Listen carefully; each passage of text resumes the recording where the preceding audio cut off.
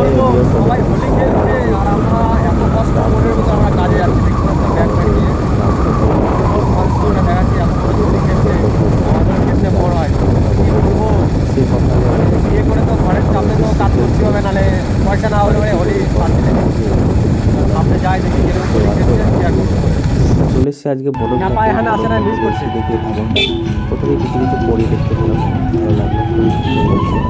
তারপরে এখানে দেখতে পেলাম খুব সুন্দরভাবে দোল খেলা হচ্ছে, মানে অসাধারণ, মানে এখানে জমজমাট ছিল। তা আমরা ভাবলাম একটু দাঁড়িয়ে থাকি, আমার ভাবলাম না, আমাদের তো কাজটাই আগে, আমাদের তো দোল প্রতিমা নেই কেন, আমাদের গার্লফ্রেন্ড নেই, আমরা থাকবো না দোল প্রতিমা নিয়ে। সত্যি আগে ছোটবেলায় খুব মনে হতো দোল খেলবো খেলবো, কিন্তু এখন খেলার ইচ্ছা। আমরা চলে এসেছি, সবাই হোলি খেলছে, আমরা কাজ করছি, ঠিক আছে, চলে এসেছি আমরা, দেখো কাস্টমার বাড়িতে চলে এসেছি।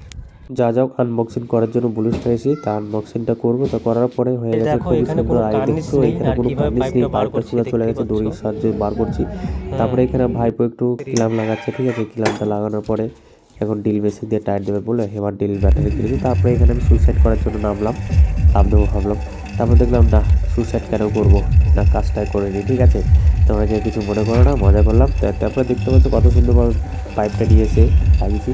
ভিডিওটা কেমন লেগেছে একটু কমেন্ট করবে, আর এরকম ভিডিও দেখার জন্য আমার ইউটিউব চ্যানেলকে সাবস্ক্রাইব করে রাখবে, ঠিক আছে বস।